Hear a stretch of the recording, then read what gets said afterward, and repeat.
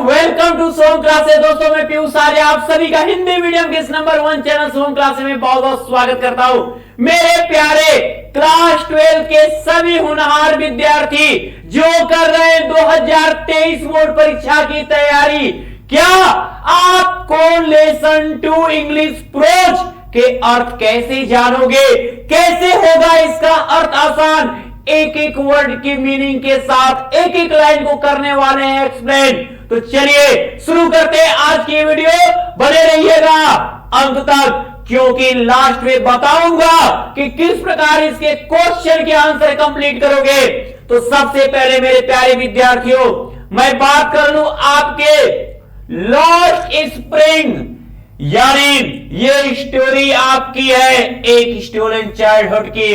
तो about the author के बारे में बात करें, एनिस यंग के बारे में बात करें तो Anees Jung was born in Rourkela and spent her childhood, ठीक है, और अपना बचपन बिताया वहीं पर। तो ये कहानी अगर हम इनकी न बात करते हुए एनिस यंग के, अगर हम अबाउट द लेसन के बारे में बच्चों बात करें तो इतना प्यारा कहानी खोया बसंत आपको मैं बताते चलूं मेरे प्यारे बच्चों। जैसा कि यहां पर कुछ चीजें आपको लिखी गई है, क्या क्या चीजें यहां पे आपको खोजने से आपको, ठीक है, यहां की गरीबता, किस प्रकार गरीबता हमारे सभी इच्छाओं को रोक देती है, किस तरीके से अगर हमारी गरीबता में कोई हमें लालच देता है तो किस तरीके से हम उस कार्य को करने के लिए आतुर हो जाते हैं। तो ये कहानी आपके लाइफ को एक मोटिवेशन के तौर पे आप लोग इस कहानी को। तो यहां पे कहानी शुरू होती है एक ऐसे ही कूड़ा बीनने वाले लड़के जिसका नाम है साहेब। लेखिका एनिस यंग कहती हैं कि वह लड़का क्या कहता है, बोलता है कि समटाइम्स, कभी कभी आई फाउंड अ रूपी, कभी कभी मुझे 1 रुपया मिल जाता है इन द गार्बेज, कूड़े में, कभी कभी तो मुझे कूड़े में 1 रुपया मिल जाता है। Why do you do this? तुम ऐसा क्यों करते हो, तुम ऐसा क्यों करते हो। आई आस्क, मैंने आस्क पूछा साहेब से, मैंने साहेब से पूछा। लेखिका एनिस यंग, जब साहेब कहा कि समटाइम्स आई फाइंड अ रूपी इन द गार्बेज, कभी कभी कूड़े में मुझे 1 रुपया मिल जाता है, तो आई आस्क साहब, लेखिका आई कौन है, एनिस यंग है। एनिस यंग साहेब से पूछती हैं why do you do this, तुम ऐसा क्यों करते हो। Whom I encounter every morning scrounging for gold, मैं प्रत्येक सुबह scrounging for gold in the garbage, मैं कूड़े में क्या हूं, धन पैसा खोजने के लिए जाता हूं। डम्स ऑफ माई नेबरहुड, मैं अपने पड़ोसियों के साथ कूड़े में रोज क्या हूं, धन खोजने के लिए जाता हूं। साहेब लेफ्ट, ठीक है, अब बात उसने बता दिया कि वो क्यों जाता है, क्योंकि वो पैसा उसमें, ये अच्छा उसकी इच्छा रहती है कि उसमें पैसे मिला करते हैं। अब साहेब के काब आपसे हम इंट्रोडक्शन कराते हैं, कहानी को बस सुनते रहिएगा, ये भी सुनते हैं कहानी को बेस्ट। आपको बता दूं लेसन नंबर 2 इंग्लिश प्रोज का इस साल भी सबसे इंपॉर्टेंट रहा और इस साल तो बेहद इंपॉर्टेंट होगा क्योंकि कुछ क्वेश्चन इससे थे, बचे हुए क्वेश्चन कौन होंगे, तो कहानी सुनिएगा। Saheb left his home long ago, Saheb ने अपना घर काफी समय पहले छोड़ दिया था। Set amidst the green field of Dhaka, वो इसके पहले ढाका के हरे मैदान में रहा करता था। His home is not even a distant memory, लेकिन अब उसका घर, अब उसके बहुत यादों में, दूर दूर यादों में नहीं रहा। उसका घर ढाका के हरे भरे मैदानों की तरफ था, लेकिन अब उसके घर का कोई भी याद दूर दूर तक उसके दिमाग में नहीं है। देयर वर मेनी स्टॉर्म्स, बहुत तूफान आया करते थे, जहां वह ढाका में रहता था वहां पे काफी तूफान आया करते थे। दैट स्वेप्ट अवे, जो उड़ा ले जाते थे, देयर फील्ड, उनके खेतों को, एंड होम्स, और उनके घरों को, जो उनके खेतों को उड़ा यानी खेतों को नष्ट कर देते थे, घरों को तहस नहस कर दिया करते थे। हिज मदर टेल्स हिम, उनकी ये सारी बातें कैसे साहेब को पता थी? हिज मदर टेल्स हिम, उसकी मां उसे बताती थी कि ऐसा ढाका हम छोड़कर इसी रीजन से आए हैं। दैट्स वाई, इसीलिए दे लेफ्ट, वे घर को छोड़ दिए। Looking for gold in the, पैसे की खोज में, इन द बिग सिटी, इस बड़े शहर में। इसलिए उन्होंने अपने घर को क्या किया? पैसे की खातिर क्या किया? छोड़ दिया। वेयर, जहां पर ही नाउ लिव्स, अब वो रहते हैं, जहां की आज वो रहते हैं, उसने वहां की जगह को छोड़कर यहां आ गए। कुल कहने का साहेब का यही अर्थ था। ठीक है, अब अगर कहानी की बात करें बच्चों, तो अब क्या कहानी कहती है कि I have nothing else to do, मेरे पास कुछ करने के लिए है नहीं। ही मटर्ड, वो बड़बड़ाया। लुकिंग अवे, दूर देखकर। I have nothing else to do, मेरे पास तो करने को कुछ नहीं है, वो दूर देखकर बड़बड़ाता है। गो टू स्कूल, आई से ग्लिबली, मैंने भी झटके से कहा स्कूल क्यों नहीं जाते हो, स्कूल जाओ। मैंने भी बोल दिया, वो कहा कि मेरे पास करने को कुछ नहीं, तो मैंने बोल दिया, लेखिका बोल दी कि स्कूल जाओ। रियलाइजिंग इमीडिएटली, तुरंत ये एहसास करके कि हाउ हालो, कितनी खोखली एडवाइस, सलाह, मस्ट साउंड उसे लगी होगी। मुझे तुरंत इस बात का एहसास हुआ कि ये बात उसे कितनी खोखली सी फील हुई, खोखली सलाह लगी हुई होगी। आप कहने का अर्थ है कि जिसके पास खाने के लिए नहीं कुछ है, उससे कहो कि ऑक्सफोर्ड यूनिवर्सिटी में जाओ एडमिशन करा लो, तो भाई आपके पास है। लोग क्या होते हैं, ये उन रिश्तेदारों की तरफ बात है, लोग क्या करते हैं, सलाह तुरंत देते हैं। आप कोई हेल्प न तो करता नहीं, बोलेगा तुरंत। अभी कहो तो फोन से तबीयत खराब है, लोग क्या कहेंगे, अरे डॉक्टर को नहीं दिखाए, कोई बड़ी बीमारी बता दो, ये ऐसा कर लो, ये खा लो, वो पी लो। अरे भाई उसकी व्यवस्था मेरे पास है कि नहीं, लेकिन ये तो पूछा नहीं, ये तो कहा नहीं कि चलो जरूरत पड़ेगी तो मुझसे ले लेना, लेकिन ये दवा करो। ऐसा कोई रिलेटिव नहीं बोलता है। तो यहां पर लेखिका कह रहे, मुझे तुरंत इस बात का एहसास होगा कि आवाज ये मेरी बात उसे कितनी खोखली सलाह जैसी फील हुई होगी, मैंने तो बोल दिया उसे। ठीक है, अब देखिएगा, देयर इज नो स्कूल। अब साहेब ने क्या कहा इन इस जंग से, ध्यान दीजिएगा, कहा कि there is no school in my neighbourhood, मेरे पड़ोस में कोई स्कूल नहीं है। अब व्हेन दे बिल्ड वन, जब बनेगा आई विल गो, मैं जाऊंगा। कहा कि ए मैडम जी, हमारे जो है ना कस्बे में कोई स्कूल नहीं है, और जब स्कूल बनेगा तो मैं पढ़ने जाऊंगा। भाई अपना वो भी गरीब है, लेकिन सम्मान अपना जानता है, बोल रहा है, बहाना भी कुछ किया उसने। ठीक है कि हाँ मेरे कस्बे में स्कूल है नहीं, जब बनेगा तो जाऊंगा। ठीक है, if I start a school will you come. लिखा कहती है कि अगर मैं स्कूल शुरू करती हूं तो चलोगे, बोलो। आई आस्क, मैंने पूछा, हाफ जोकिंग, थोड़ा मजाक करते हुए, मैंने मजाकिया लहजे में पूछ दिया कि if I start A school, यदि मैं स्कूल जाऊंगी तो क्या तुम चलोगे?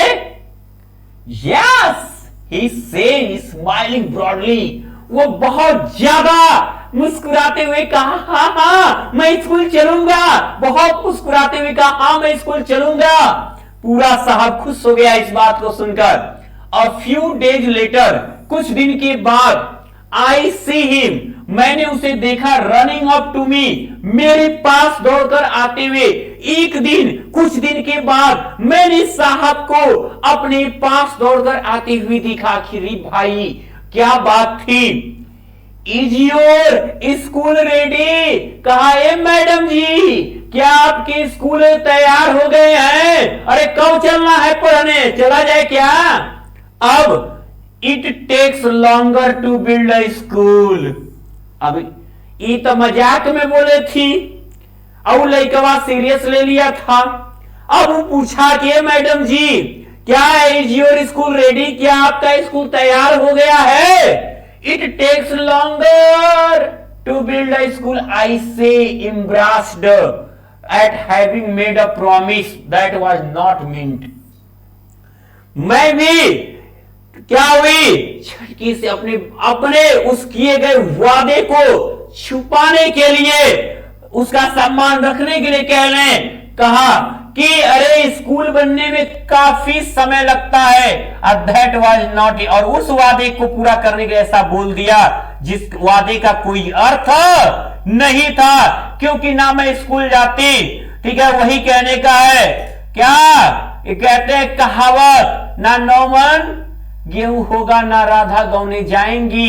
तो बात वही हुई, इन्होंने तो बस बड़ा के बोल दिया स्कूल चलोगे, स्कूल बना ही नहीं, तैयार ही नहीं, जाएंगी कहां?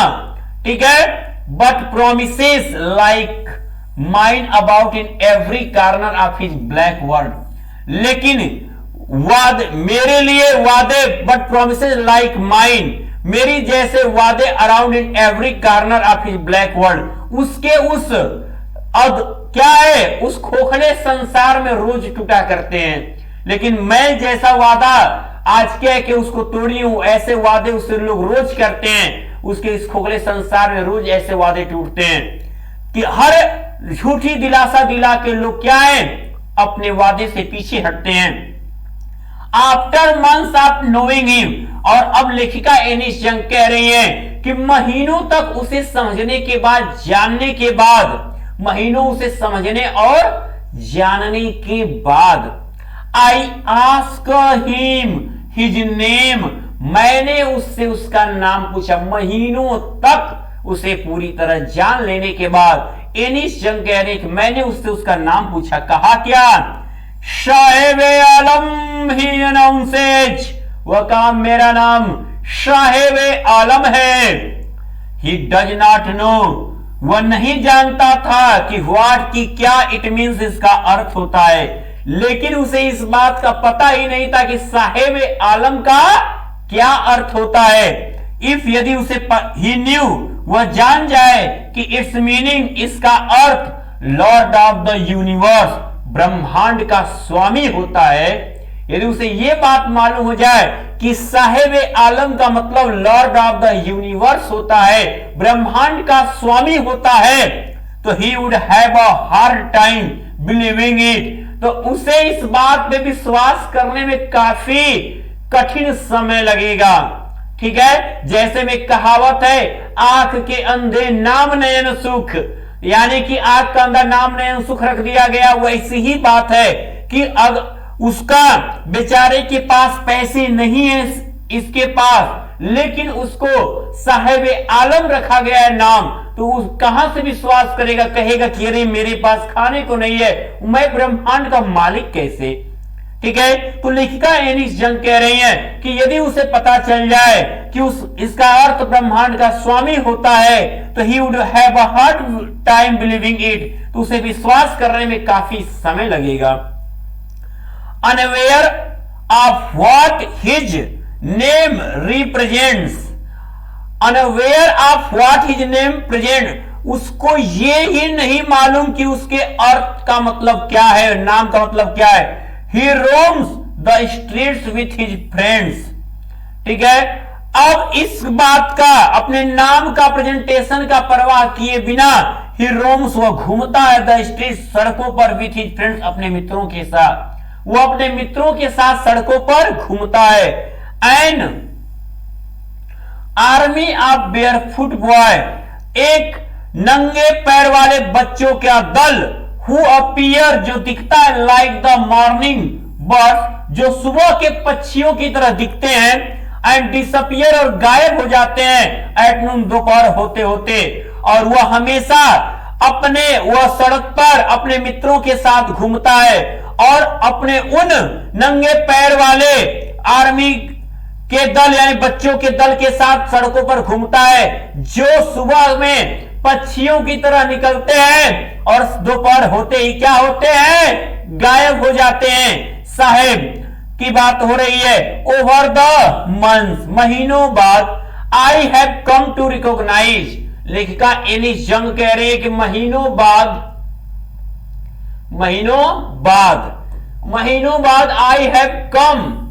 आई have come to recognise each of them, मैं उनमें से प्रत्येक को समझ पाई। Why aren't you wearing chappals, पहले तो वो कही कि महीनों बाद मैं उनमें से हर एक को पहचान पाई कि कौन साहेब आलम के साथ कौन कौन है। ठीक है, why aren't you wearing a chappal, I ask one, उन समूहों में से किसी एक से मैंने पूछा, अरे तुम सब चप्पल क्यों नहीं पहनते हो। ठीक है, my mother did not bring them, देखो एक बार कैसे समझाया था कि अरे स्कूल नहीं है तो स्कूल नहीं जाते हैं, तो कितने चालाक भी होते हैं, बातों को बताते कैसे हैं। आप लोग की तरह थोड़े कि कोई बाहरी पूछ दे तो कह दो अपने पूरे घर की सच्चाई बता दो। याद रखना बच्चों, कोई बाहरी कितना भी पूछे घर में चाहे जैसे भी हो, अपने घर की बात कभी बाहर मत बताना, चाहे वो हो कितना भी खास। ठीक है, तो याद रखना। अब आगे बढ़ते हैं। तो उसने कहा कि my mother did not bring them down, मेरी मां ने तो उन्हें उतारा ही नहीं है फ्रॉम द सेफ, मेरी मां ने उसे अटारी पर से, तख्ता पर से, जिसको आप लोग पटनी कहते हो कुछ लोग, ठीक है, तो तख्ते पर से इस चप्पल को नीचे उतारा नहीं है, तो पहनेंगे कहां से। ठीक है, ही आंसर सिंपली, खूब आराम से उत्तर दिया, अरे मेरी मां ने तख्ते से उतारा नहीं है, मैंने पहना नहीं है। इवन इफ, यदि she did he will throw them off, ठीक है, यदि वो उन्हें नीचे उतार देती हैं तो एट अनदर, ठीक है, तो दूसरा बोला who is wearing shoes, who is wearing shoes, वह शूज पहना था दैट डू नॉट मैच। ठीक है, उसने एक even if she did he will throw them off, यदि वो उनको उतारेंगे तो पहन लेंगे। वो बोला जो शूज पहने हुए था, जिसके जूते क्या थे, मैच नहीं कर रहे थे। व्हेन आई कमेंट, जब मैंने बोला on it, he shuffles his feet and says nothing, वो अपने पैरों को इधर उधर करने लगा और कुछ नहीं कहा। आई वांट शूज, बोला कि मैं जूते चाहता, मुझे जूते चाहिए। सेज अ थर्ड बॉय, तीसरा लड़का बोला, who has never owned a pair all his life, जिसने अपने जीवन में कभी भी एक जोड़ी जूते नहीं पहने थे। ट्रेवलिंग अक्रॉस द कंट्री, ठीक है, इस देश के इस आर पार, आई हैव सीन चिल्ड्रेन, देश के इस कोने से उस कोने तक। आई हैव सीन चिल्ड्रेन, मैंने बच्चों को देखा है, वॉकिंग वेयरफुट, नंगे पैर, देश के इस कोने से उस कोने तक मैंने बच्चों को नंगे पैर घूमते हुए देखा है। इन सिटी, शहरों में, ऑन विलेज रोड्स, और गांव की सड़कों पर। It is not lack of money, उनके पास क्या है, पैसों की कमी नहीं है, but a tradition to stay barefoot. ठीक है, उसने कहा कि मैंने बहुत से बच्चों को इस शहर में, देश के इस कोने से उस कोने में घूमते नंगे पैर देखा है, उनके पास पैसे की कमी थोड़े है। But a tradition to stay barefoot, बल्कि नंगे पैर रहने की परंपरा है। वो क्या समझाया एलिस यंग को कि ये तो नंगे पैर रहने की परंपरा है भाई, बड़प्पना है ये अपना। इज वन, ठीक है, एक्सप्लेनेशन, एक ने व्याख्या किया, आई वंडर, पता नहीं,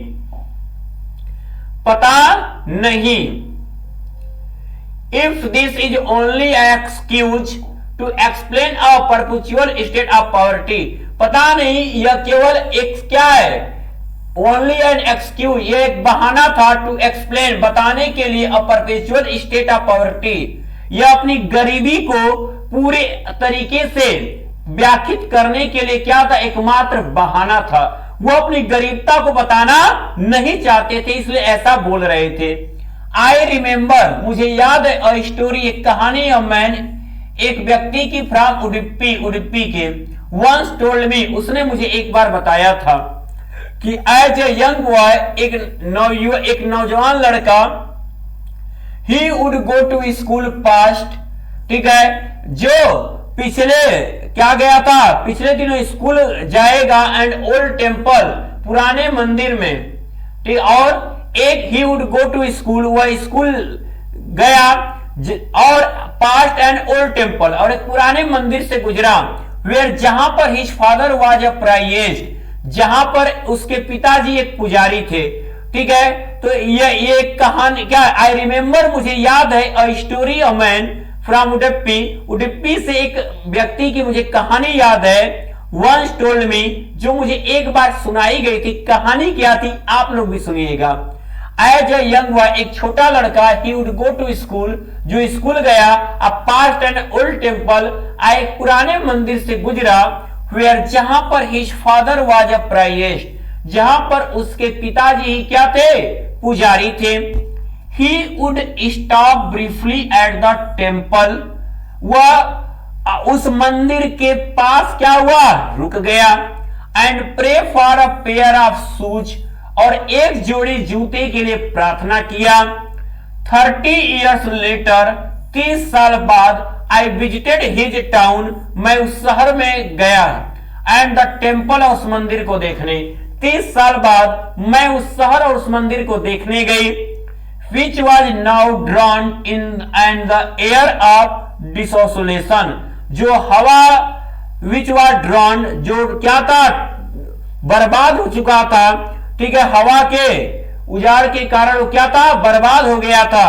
इन द बैकयार्ड, पीछे की तरफ, where lived the new priest, ठीक है, जहां एक नया पुजारी रहता था, उस मंदिर के पीछे की तरफ जहां एक नया पुजारी रहता था, there were red and white plastic chairs, ठीक है, और जहां पे लाल और सफेद प्लास्टिक की कुर्सियां रखी हुई थी, और यंग बॉय ड्रेस्ड, एक छोटा सा लड़का पहने हुए था, इन अ ग्रे यूनिफॉर्म, एक भूरे रंग का पोशाक, वियरिंग सॉक्स, जूते पहने, सॉक्स पहने था, एंड शूज, और जूते पहना था। जहां पे एक छोटा सा लड़का भूरे रंग के यूनिफॉर्म पहने, काले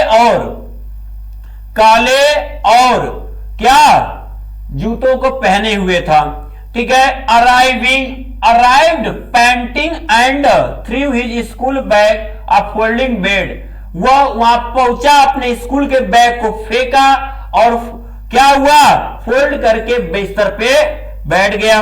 लुकिंग एट द बॉय, बच्चे को देखकर, आई रिमेंबर, मुझे याद आया, द प्रेयर, वह प्रार्थना, अनदर बॉय, उस लड़के की, had made of the goddess, जो उसने उस समय भगवान से की थी, when he had finally got a pair of shoes, कि अंत में, he had finally got a pair of shoes, जो अंत में एक जोड़ी शूज पा गया था।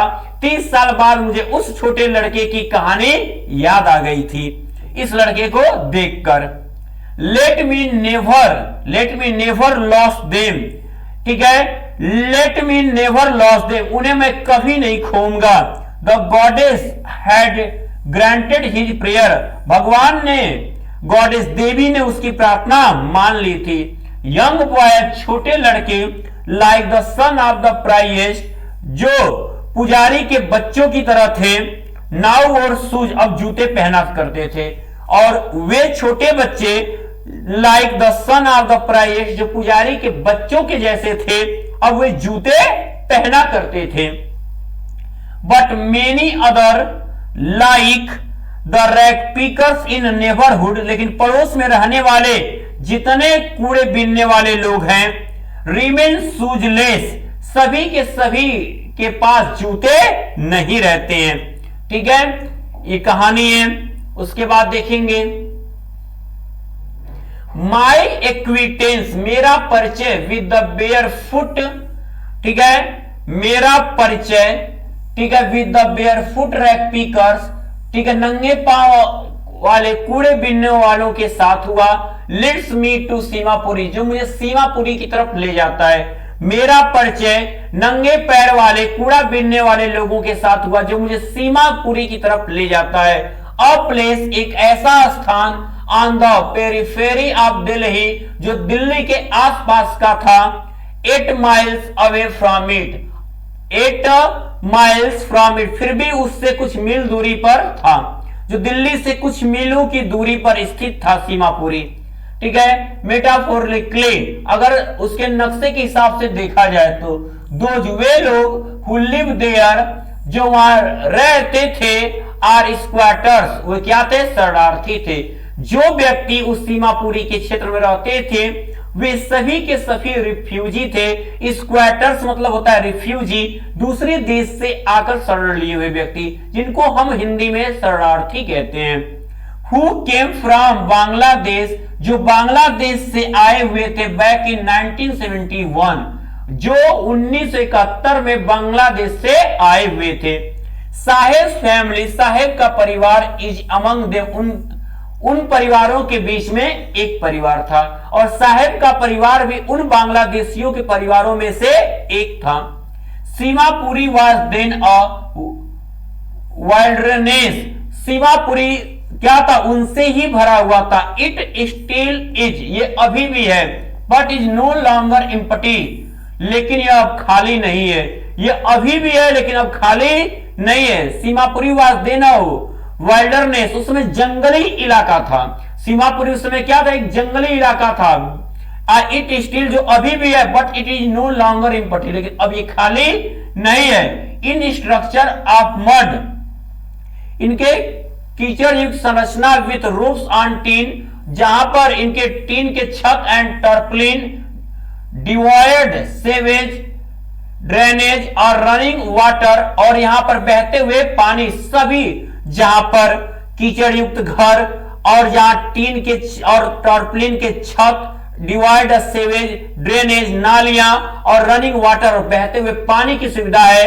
लिव 10,000 रैक पिकर्स, 10,000 कूड़े बीनने वाले अब यहां रहते हैं। इस सीमापुरी क्षेत्र में कितने, 10,000 कूड़े बीनने वाले रहते हैं। दे हैव लिव्ड हियर, वे यहां रहते थे फॉर मोर देन 30 ईयर्स, लगभग 30 सालों से ज्यादा समय से, वे यहां लगभग 30 सालों से ज्यादा समय से रह रहे हैं। विदाउट एन आइडेंटिटी, बिना किसी पहचान के, विदाउट परमिट, बिना किसी अनुमति के, बट लेकिन विथ राशन कार्ड, लेकिन इनके पास एक राशन कार्ड मिला हुआ है। That get their names on voters, जो उनको their names on voters list, जो उनके वोटर लिस्ट में उनके नाम होने के कारण उनके पास राशन कार्ड है। And enable them two by grain, जिससे कि वे अनाज खरीद सकते हैं। लेकिन वोटर लिस्ट में नाम होने से उनके पास राशन कार्ड है जिससे वो अनाज खरीद सकते हैं। ये हमारे नेताओं की देन है। ठीक है, फूड इज मोर इंपॉर्टेंट, भोजन बहुत महत्वपूर्ण है। For survival then and identity, पहचान से ज्यादा हमारा भोजन की पूर्ति सबसे इंपॉर्टेंट है, क्योंकि सब लोग जानते हैं कि भूखे पेट भजन होई न भगवाना, पेट अगर खाली है तो भगवान का भजन भी अच्छा नहीं लगता है। तो यहां पर हमें पहचान नहीं, हमें खाना मिल जा रहा है, वही बहुत बड़ी बात थी।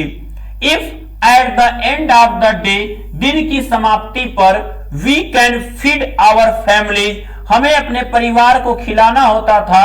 And go to bed without an acting, और बिस्तर पर बिना दर्द के, पेट दर्द के, ठीक है, हमें क्या दिन समाप्त होने पर we can feed our family, हम अपने परिवारों को खिला सकते थे और बिना पेट दर्द के बिस्तर पे सो सकते थे, यानी सो सकते थे। We would rather live there than in the field, there we would rather live, हम यहां रहते थे, देन इन द फील्ड, उन खुले मैदानों की अपेक्षा, गिव अस नो ग्रेन, जहां अनाज नहीं हुआ करते थे।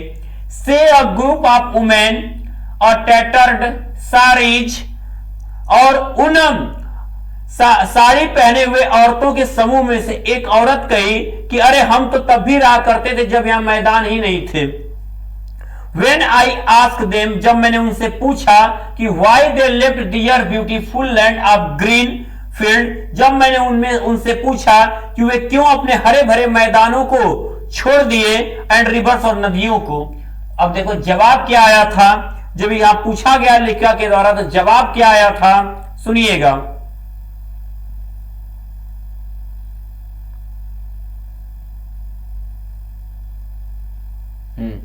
देखो बच्चों क्या जवाब आया, ध्यान से सुनिएगा सभी लोग।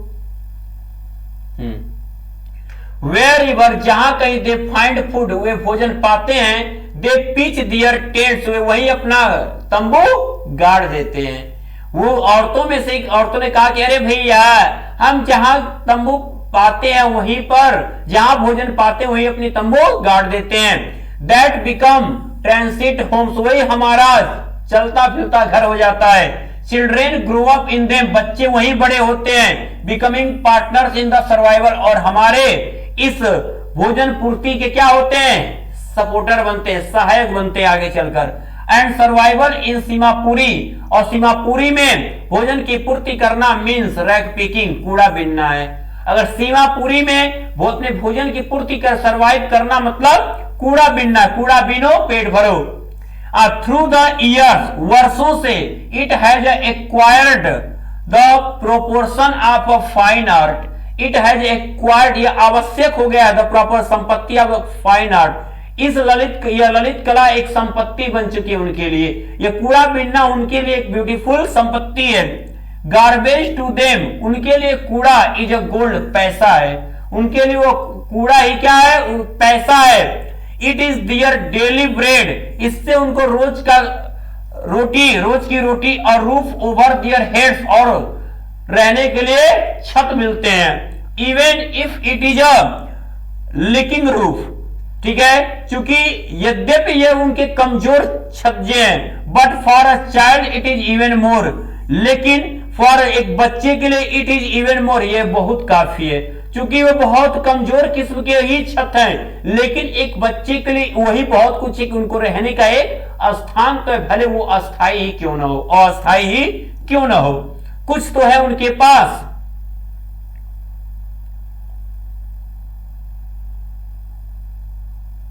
देखिएगा थोड़ा सा बच्चों, और कहां गए, ये हो गया था, हाँ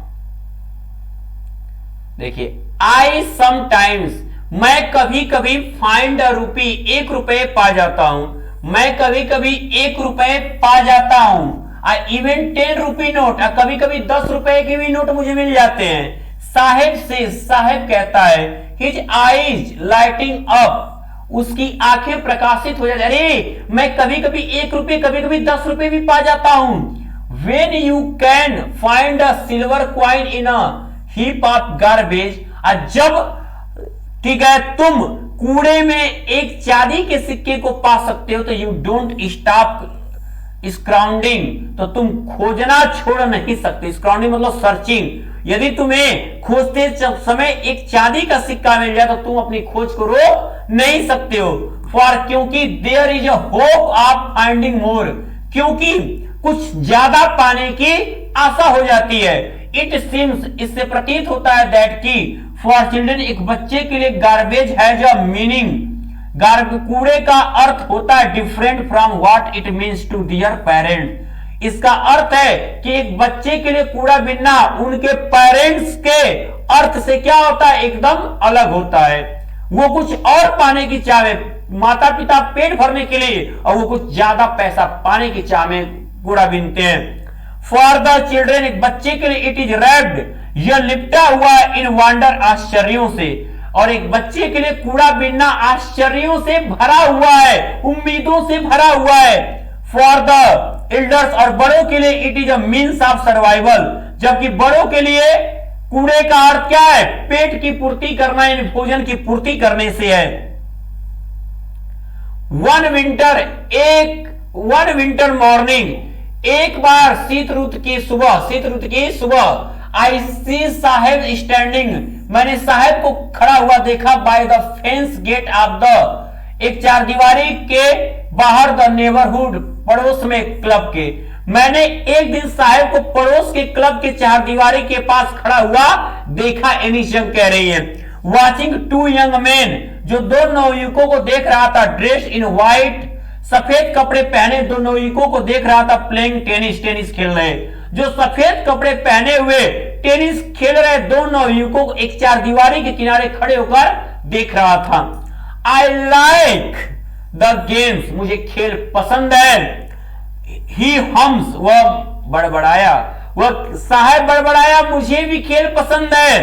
content to watch it standing behind the fence, और वह चारदीवारी के पीछे खड़ा होकर देखकर खुद को संतुष्ट कर रहा था। आई गो इनसाइड, मैं अंदर जाता हूं, when no one is around, जब कोई नहीं होता है तो। वह कहा कि मैं भी अंदर जाता हूं, जब वहां कोई नहीं होता है तो मैं अंदर जाता हूं। ही एडमिट्स, वो स्वीकारता है। The gatekeepers let's me use the swing, और जो गेटकीपर है, जो पहरेदार है, वो मुझे झूला झूलने देता है, वो मुझे मना नहीं करता है। साहब two is wearing tennis shoes, साहब भी टेनिस शूज पहना हुआ है। That look strange over his discoloured shirt and shorts, जो उसके भद्दे शर्ट और पैंट पर क्या बिल्कुल अजीब सा लगता है। ठीक है। समवन गिव देम, किसी ने उन्हें दिया था, टू मी, मुझे। वो कहा कि कोई व्यक्ति इन जूतों को मुझे दे दिया। He says in the manner of explanation, वो अपने व्याख्या करने के तरीके में कहता है कि कोई व्यक्ति था जो इन जूतों को मुझे दे दिया। लेकिन यहां पे वो जूते क्या है, उसके पुराने क्या है, जूते पर क्या है, ये इस पे शर्ट एंड शॉर्ट पे, पैंट और शर्ट पे क्या है, बहुत भद्दे से प्रतीत होते हैं। द फैक्ट, तथ्य यह है दैट की they are discarded shoes of some rich boy, सच्चाई तो यह है कि ये जूते डिस्कार्डेड मतलब त्यागे गए हैं। ठीक है। सम रिच बॉय, किसी धनी व्यक्ति के द्वारा। सच्चाई तो यह है कि ये जूते किसी धनी व्यक्ति के द्वारा त्यागे गए हैं। हु परहैप्स, जो शायद रिफ्यूज, मना कर दिया, टू वियर, उन्हें पहनने से, बिकॉज, क्योंकि a hole in one of them, क्योंकि उन जूतों में से एक जूते में छेद आ गया था और शायद इसलिए उसने इस जूतों को पहनने से मना कर दिया, वो धनी लड़के। ठीक है। डज नॉट बॉदर हिम, और उसे कोई दिक्कत नहीं होती है। फॉर वन, किसी व्यक्ति के लिए, हु हैज वॉक्ड बेयरफुट, जो नंगे पांव चलता है, ऐसे व्यक्ति के लिए उन जूतों से कोई परेशानी नहीं है जो हमेशा नंगे पांव रहता है। तो जिसके पास कभी कुछ नहीं मिला उसके लिए खराब वस्तु भी एक क्या, बहुत बहुमूल्य वस्तु की तरह है। ठीक है। तो आप लोग क्या करते हो, आप लोग को तो जब कमाते अपना नहीं है तो हम लोग उड़ाने में बहुत शौक रखते हैं। तो जब कमाई अपनी होती है ना तो समझ में आता है उड़ाते कैसे हैं। ठीक है। Even shoes with the hole, और वह छिद्र वाला जूता is a dream come true, उनके सपने के सच होने जैसा होता है। जूते में, ठीक है, होल वाला जूता एक उस बच्चे के लिए सपना सच होने जैसा होता है। बट द गेम, लेकिन वो खेल ही इज वॉचिंग, जिसको देख रहा है, so intently, is out of his, उसके उस पहुंच से बहुत बाहर है। जूते तो उसे मिल सकते, लेकिन वो टेनिस का खिलाड़ी होगा, यह उसकी बातों से बहुत दूर है। दिस मॉर्निंग, इस सुबह, Saheb is on his way to the milk booth, और उस सुबह, एक सुबह साहेब, ठीक है, रास्ते में एक दूध की दुकान पे जा रहा था। इन हिज हैंड, उसके हाथ में इज अ स्टील कनिस्टर, उसके हाथ में एक स्टील का डब्बा था। I now work in a tea stall, अब मैं एक टी की दुकान में, चाय की दुकान पे काम करता हूं। ठीक है। जरूर सड़क के उस तरफ, उसने बताया है निशंक को कि अब वह सड़क के उस तरफ एक चाय की दुकान पे काम करता है। ही सेज, वो कहता है, पॉइंटिंग इन द डिस्टेंस, कुछ दूर इशारा करते हुए कहता है कि देखिए वो उस सड़क के उस तरफ मैं एक चाय की दुकान पे काम करता हूं। आई एम पेड, मुझे दिया जाता है 800 रुपीज, 800 रुपए, एंड ऑल माई मेस, मेरा पूरे दिन का भोजन, मुझे 800 रुपए और पूरे दिन का भोजन दिया जाता है। Does he like the job, I ask, एलिशंक पूछी, एलिशंकर, मैंने पूछा कि क्या तुम्हें वो नौकरी पसंद है। हिज फेस, उसका चेहरा, आई सी, मैंने देखा, has lost the care free look, care free look, मैंने देखा कि उसका चेहरा क्या हुआ, पूरी तरह उतर गया। The steel canister seems heavier than the plastic bag, ठीक है। अब मैंने देखा, जब इससे पूछा कि क्या उसे जॉब, ये नौकरी पसंद है, तो मैंने देखा कि उसका चेहरा क्या था, उतर गया, क्योंकि वह स्टील का डिब्बा उसे प्लास्टिक के बैग से ज्यादा भारी लग रहा था। जो कूड़ा बीनने वाला प्लास्टिक का बैग था उससे ज्यादा भारी लग रहा था, ठीक है। He would carry so lightly, जिसको वो बहुत आसानी से ले जाया करता था, ठीक है, लेकिन ये उसे भारी लगने लगा। देखिएगा, ओवर हिज शोल्डर, अपने कंधे के ऊपर, द बैग वाज ही, जो उसके वो उसका बैग होता था। The canister belongs to the man, और ये डिब्बा उस व्यक्ति से बिलोंग करता है, who owns the tea shop, जो अब चाय की दुकान पे करता है। Saheb is no longer his own master, और साहेब अब खुद का मालिक नहीं रहा। अब साहब क्या था, खुद का मालिक नहीं रहा, ठीक है, ये बात याद रखिएगा, ठीक है। चलिए, अब आगे बढ़ने से पहले मैं आपको कुछ चीजें बताना चाहूंगा बच्चे, उसे ध्यान में रखिएगा, ठीक है। कुछ चीजें आपको मैं बताना चाह रहा हूं, उसे ध्यान में रखिएगा। जितने बच्चे देख रहे हो, याद रखो, जितने देख रहे हो, आप शुरुआत के 500 छात्रों के लिए टॉप 100 बैच 2023 जहां 999 रुपए में मिलते हैं आपको live class, hand writing notes, smart class note, practice set, chapter wise important question answer, last 3 year के पेपर। आप इस 999 रुपए को इस दिए गए नंबर पे कर सकते हैं, गूगल पे के द्वारा, आप फोन पे के द्वारा, किसी भी साइबर कैफे से आप कराकर उसका स्क्रीनशॉट इस नंबर पे व्हाट्सएप कर दीजिए। और चाहते इसमें छूट तो यूज करें मेरा कूपन PIYUSHSIR या PIYUSHSIR। तो मेरे प्यारे विद्यार्थियों, अब आपको देरी नहीं करनी है, ये काम तुरंत करिए और 100 रुपए की छूट के साथ आप पूरे सेशन भर हर एक सब्जेक्ट की तैयारी को करिए पुख्ता। तो अब मैं पीयूष आर्या लेता हूं आपसे विदा। Good luck.